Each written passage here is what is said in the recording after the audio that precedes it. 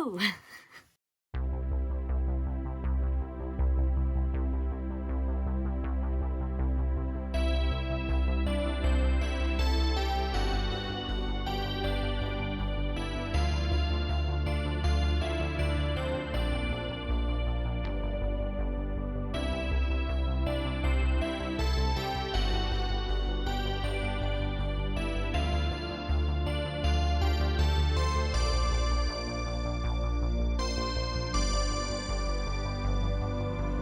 Just like last time, in this video I'm going to talk you through exactly what happened when I went inside. If you're going, please don't watch this before you go, because it really is another great night and I would hate to do any kind of spoilers for you guys before you went. This one differed a little bit from Casino Royale when I actually got to the event. So if you've seen my Casino Royale one, when you get to the event, there's kind of like a little waiting area outside, and that's where you get your mission brief, that's where you kind of find out all the stuff, you can get a drink, and then you go in and then they take your phone and all that, the other.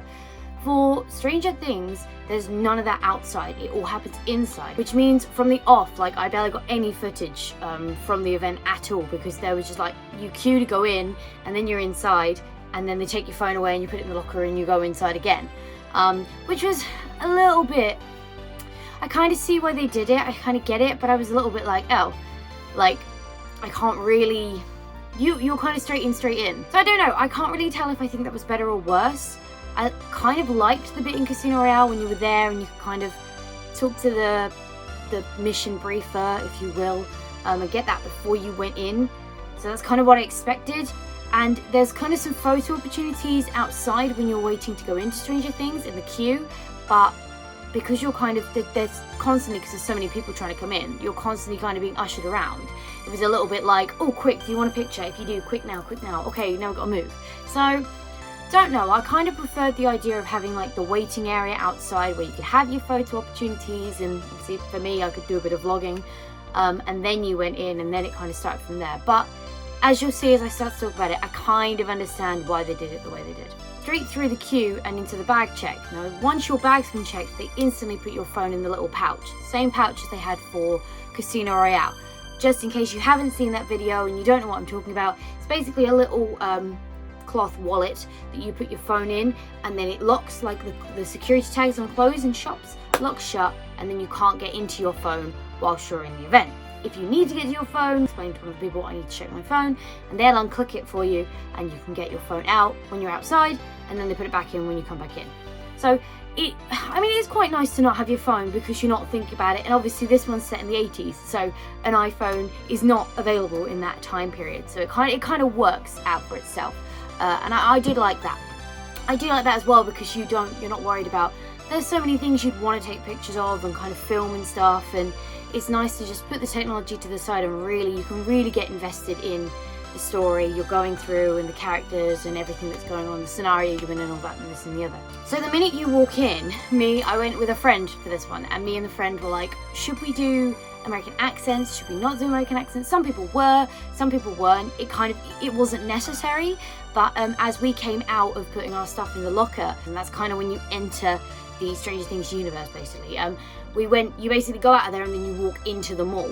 But as we came out, Mike and Lucas came past us on bikes, and they were like, oh God, have you seen Will? We're looking for a Will.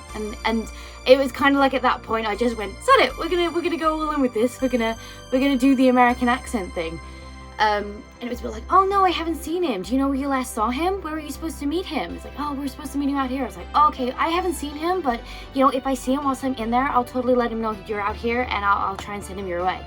So, you know, it kind of like off the bat, you're hit with these characters you know from the film. You're hit with these characters you know from the TV series. It's very like, we're off racing from the horses from the go, and that was really, really cool. And then you walk in, and it was at this point, like, if you've seen the Casino Royale one, I had to go and meet a person in the same colour as me who would tell me my mission. It's basically the same thing, but as you walk into the mall, there were people standing around, like class of 78, class of 79, class of 80, class of 81, 82, 83. Depending on what look you've gone for, what look you've chosen for your character, depending on what year you were in. And each year had like a little storyline that you followed, and I'll go into that later. But as I walked in, I thought I'd done quite well on the whole rocker look, but it got confused very quickly for a punk look, and I was sent over to the punk team. I could have just said to them, oh no, sorry, I'm 78, I'm supposed to be rockers, and it would have been fine. But I went, sod it, let's just go and do the punk side of things. Let's follow this route. So it was very, very simple. You just walked up to your representative, and they were obviously in character, and it was very, very cool. And they basically say to you, like, there's an incident that happened in your year. So I don't know, well, I do know what the punk one was now because I was told, but before I went, the rockers incident was that a kid had been attacked by a bear in our class. And it's like the cover-up. If you know Stranger Things, then you know, obviously, it's like the cover-up of the actual story that happened. What actually happened is that, like, the people from the lab took these kids or these things and these people and tested on them, and they were killed in the tests. And so they fabricated this story of, oh yeah, that's why this person's no longer with you at school, kind of thing. For 79, which was the punk year, our year was about one of our teachers from school, Pam Fisher, had apparently committed suicide. But we, as the Action for Justice, Action for something, I'm going to put it on screen, I can't remember, I'm sorry. As part of that, we were like, we don't believe that she committed suicide. Pam would have never committed suicide. She was such a good teacher, bullshit. And it was basically our job to uncover the truth about what happened with Pam. And we were told we had to go and speak to Magenta, the fortune teller at the fair. So at that point, you're in the mall at the time that you're meeting the representatives. So you're already kind of in it. So from there, we got some drinks from one of the places in the mall, the arcade area. You could actually play like arcades. They had a proper leaderboard they were writing on as well all evening. There was a shop where you could get the stuff that you can get from the internet shop. That's always available. That was available as well at the Casino Royale event. So if you hadn't got certain things before you went, you could get them when you got there. They had a Mac store where you could go through a book and be like, I'm a punk, can you do me a punk makeup look? And they were sitting and doing your makeup for you. There was a Coach bag shop, more on that later because that was important. The ice cream parlor that Steve and Robin work in Stranger Things was there. You could go and get ice cream, and it was really cool because every now and then one of the characters would run through, like whilst we were in the mall section at the start, Max and Eleven come in their get-ups from when they went shopping in season 3. If you haven't seen Stranger Things, obviously this is a few spoilers for that as well. And then from there we kind of we basically did a wander around first. We did a lap around first to kind of see what was going on, see what was there. Because unlike Casino Royale, which was like, these are the sets from the movie, this is the place for the movie, this was very much you're in the mall, you go out of the mall, you're in the fair. And there wasn't really any other locations per se. More on that later. They were the active areas you could get to as part of your storyline at the start. We watched Mr. Clark do a volcano experiment because he kept doing these science things on the stage. You could get like cotton candy, hot dogs, burgers, waffles. It was very like American 4th of July fair because, sorry, I didn't explain. The storyline is set in that it's a Hawkins High class reunion or school reunion happening on the 4th of July at the Mayor's 4th of July fair. So it's like a school reunion matching 4th of July fair kind of mashup. But at the same time, bits from the series that we'd seen from the television show actually were happening. Again, more on that in a moment. My friend has never been to a Secret Cinema event before, but I had. So I was like, let's go and see what we need to do next. And then we can kind of start gauging how long things are going to take and see if we can pick up any side missions or anything, which we did end up doing. Again, more on that in a moment. So we went to Magenta's tent, and basically she came out of the tent, and the idea is if you're the punk year, you look like a punk. So she looked at me and went, you're clearly from 79, not supposed to be 78, and completely messed up on my look apparently. But she kind of came over to us. She was like, are you from year 79? We were like, yes, we're from the year 79. She was like, awesome, come into the tent. I've got a special fortune for you, is what she was saying. And she was basically sending away people who weren't in 79. You then go into the tent with about 20 other people. She sits you all down on the floor, and she was like, right, you're obviously all here for the same reason. You're here to find out what's going on with Pam Fisher. She teaches you this hand signal to be like, if you do this to someone and they do it back, it means that they're part of the Action for Justice and you can trust them. And then she starts telling you about Pam Fisher. You talk about Pam and you're like, what kind of a teacher was she like for you? She was really good. I can't believe people would say she was commit suicide. And then basically she says, right, so she had a child who's gone missing. No one really knows anything about this child. They know she had this child, and it kind of starts painting Eleven's storyline in that, for people who know Stranger Things, or people who don't, who are about to get a spoiler, sorry, big spoiler, basically the idea is that Eleven's mum, technically Pam Fisher, has this child, but the lab and the scientists want to experiment on the child, who turns out to be 11. So they take 11 away from Pam as she's been born, and kind of drug Pam and make her think she had an abortion, or a miscarriage, sorry. But Pam goes a bit crazy because they do a lot of experiments on her as well, and she kind of doesn't know what's real and not real and all this, that and the other. So a lot of Pam's story is her kind of trying to prove that she did have this kid, but everyone's like, you don't have a kid. You've never had a kid. You're making it up. You've gone crazy in the head. So our mission was then to try and find out, one, if this kid existed, and two, the name of this kid, so we could look him up on the records to see if there were any records, him or her, sorry, on the records. We were told that some of Pam's stuff had been donated to Coach as like for the pre-loved bags, and we had to go to Coach and see if there was anything in the bag that could deter what this kid's name was. So we then headed over to Coach, and we walked in, and the assistants in there were so lovely. Like, because when I first got there, I was like, it's really weird that there's a high-end bag company here. But I know that Secret Cinema has got some really good sponsors recently, like, for example, MAC makeup brand. That's now an actual sponsor of Secret Cinema, which is why they were there doing their thing. So I was like, maybe they actually do have a sponsorship with Coach, but I was like, I don't think you can really buy a high-end bag from Coach in the middle of an event. Turns out you can't. They were there for show. So we kind of walked in because we were told to go back to the mall, and me nor my friend could really remember exactly where we were supposed to go. So we walked into Coach because everything else was like a food vendors or a drinks vendors. I said to the assistants, hi, we're looking for like some artifacts or like some kind of museum type thing that's on. And she was like, I don't know about that, but we do have a new collection of pre-loved bags over there. That came in this morning. And we were like, aha, that's what we need. So we joined this queue to queue up to investigate the bags. And this woman came back over and she's like, it's just really interesting that so many people want this pre-loved bags. It's like, we got some great bags in here, but everyone just seems like you're queuing up to look at a pre-loved bag. It's just so, I can't understand it. And we were like, maybe it's because money's tight and people are trying to save money and blah, blah, blah, blah. We had this great conversation with her. She was really, really good. I really enjoyed her. Anyway, we looked at this bag, found this bag, and there's basically like a name tag on it. So that really didn't take us long. It was Cody Fisher, that was the kid's name. And Magenta had said to us, go find out the name and then come back and tell me the name when you know it, because we need to know the name.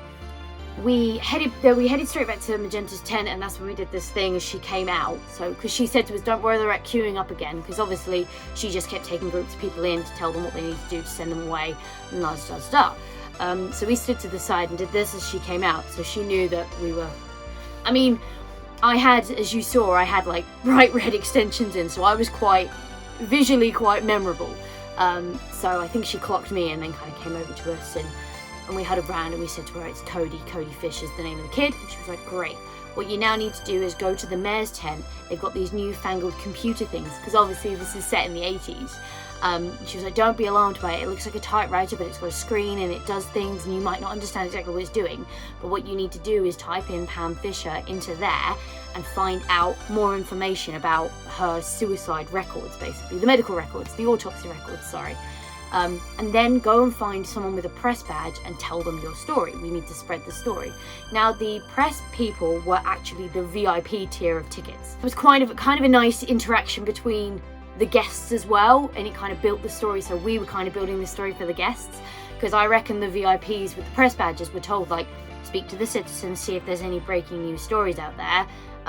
Listen to their stories, and they had like a media tent that they had to keep coming back to as well, and I reckon it was stuff like that. So I don't really know about that side of things, because obviously I wasn't involved in it, but that's kind of my assumption, considering where our storyline led and considering where their storyline led. This is when things kind of changed for me, because whilst we were waiting for Magenta to come out to tell her the name, another woman that was there asked us if we'd seen Uric, and we were like, who's Uric? Who the hell's this guy? What are you talking about? And she said, have you been to the Coach shop yet? And we went, yeah, we went to the Coach shop to get the name. And she said, there's a secret door, there's a secret entrance in the coat shop where you have to go through, and you'll crawl through a vent to meet Yurik, and he gives you a hell of a lot more information and some more stuff you need to do. We were like, shit, we've missed this entire part of this storyline. We better hot tail back over there.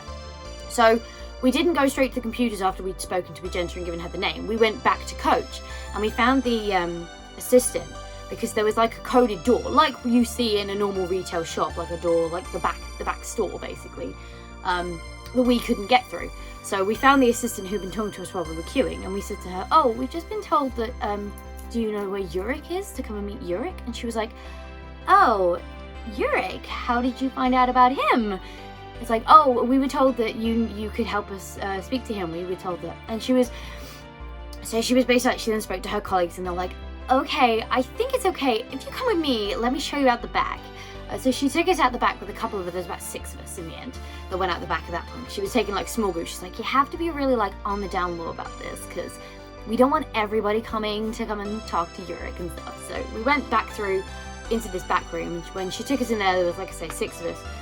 Before she spoke to us, she was like, so I have this really cool friend I really want you to meet. I think he can give you a lot of information and explain some of the weird things that are going on here, but he's just got some really interesting things to talk about. Do you want to go meet him? And we were like, yeah, let's go meet him. She opens this bloody vent.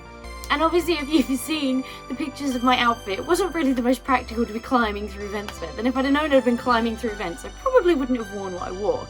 But irrelevant, we climbed through this vent, and then it was proper freaky down there, because it's like you walk in, there's chains on the wall where it looks like someone's been chained up, there's blood on the walls, the lights are all flickering, it's like a dodgy warehouse.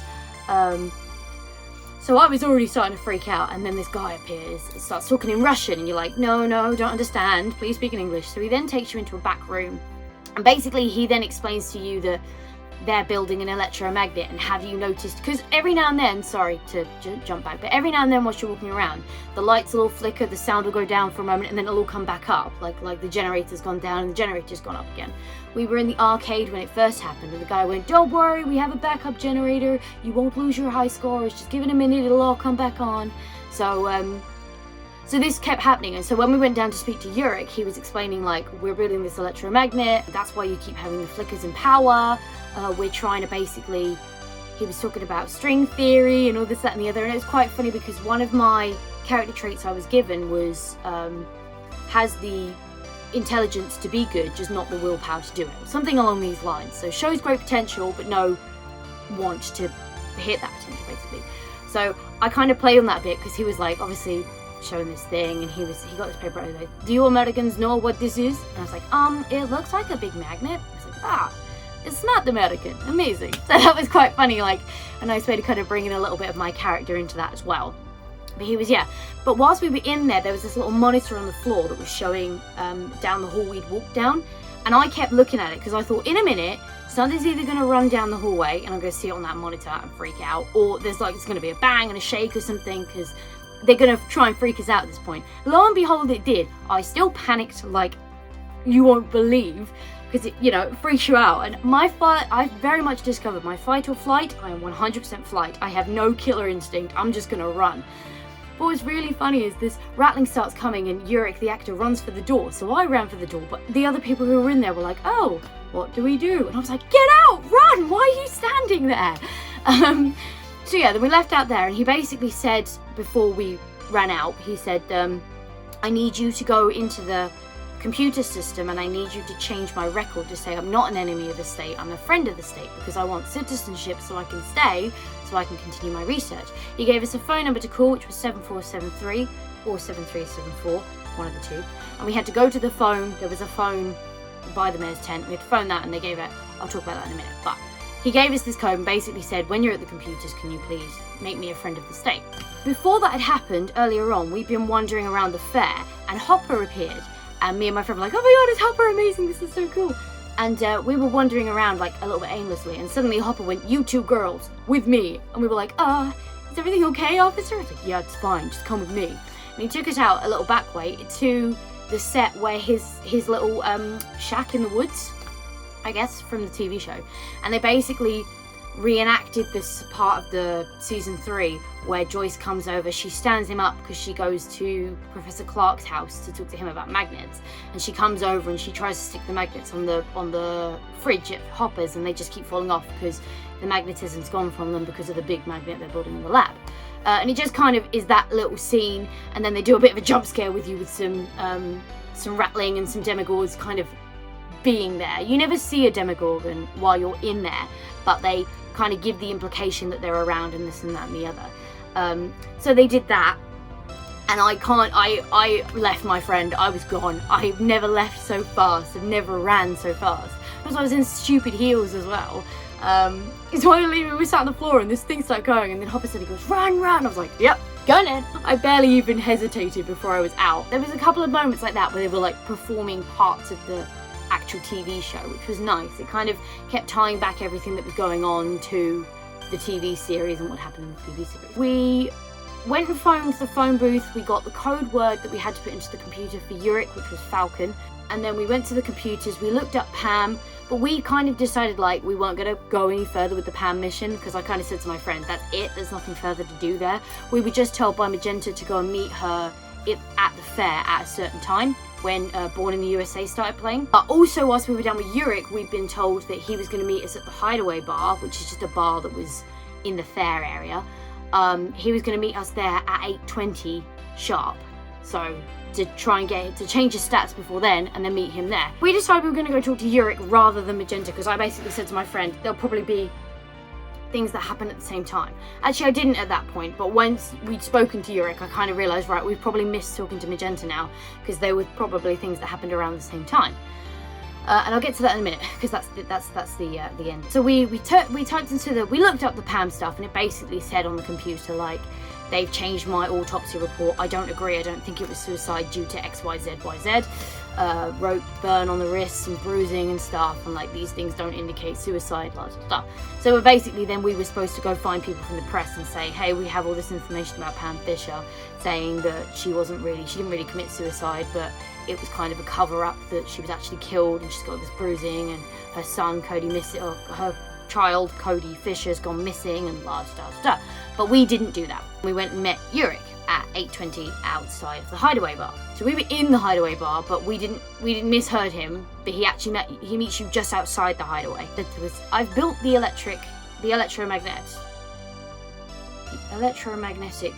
big magnet. He said he built that. It was under the dance floor in the Hideaway Bar. He said, you have 2 or 3 minutes.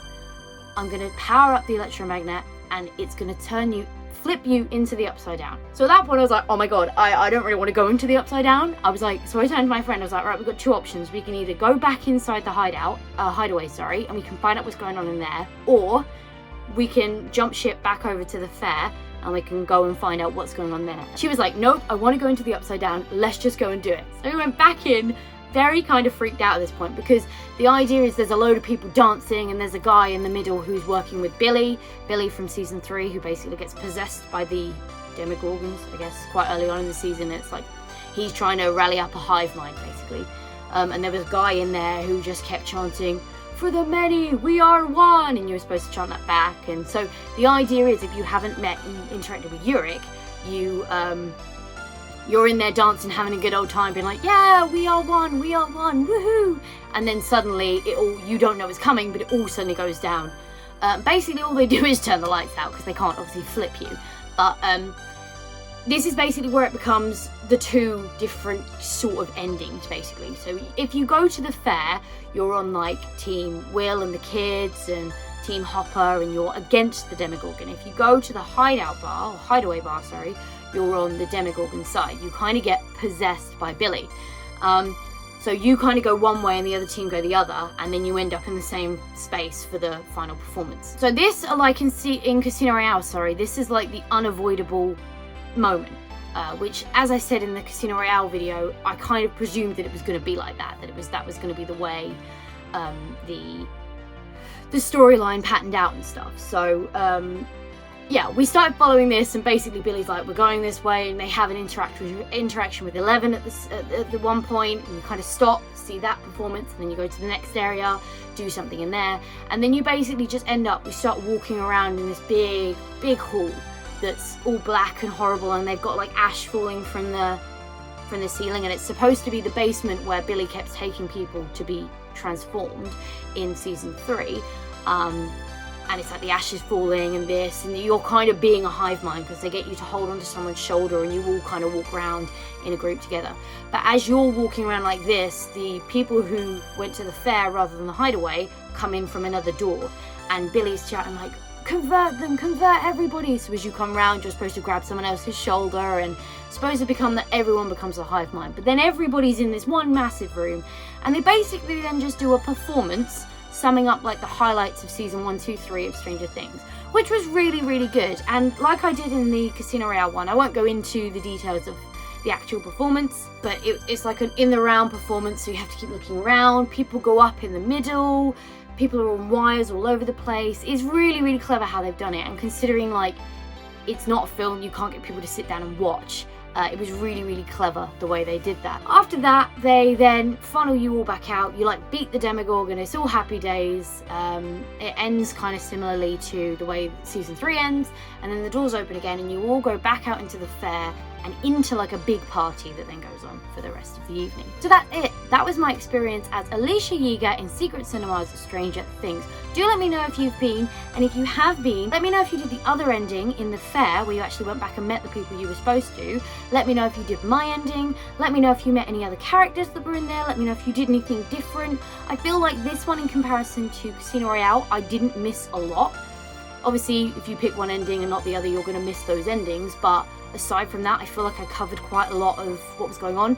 But do let me know down in the coffee pot down below what you did, what you got up to, and how your experience differed from mine. I absolutely love going to these Secret Cinema events, and I love being able to take you in as much as I can and kind of come here and enjoy reliving the experience with you. So if you want to see more of that, please let me know, because there is more Secret Cinema events coming up in the future, and I'm more than happy to attend them, take you guys inside and give you my hints, specific hints for the actual events I'm going to. But for now, thank you so much for hanging out with me today. It's been an absolute blast as always. If you enjoyed this video, go show that like button some Stranger Things love. And if you want to support the channel, go hit subscribe and ring that bell so you don't miss next time I upload a video. Stay awesome, and I will see you all in the next video.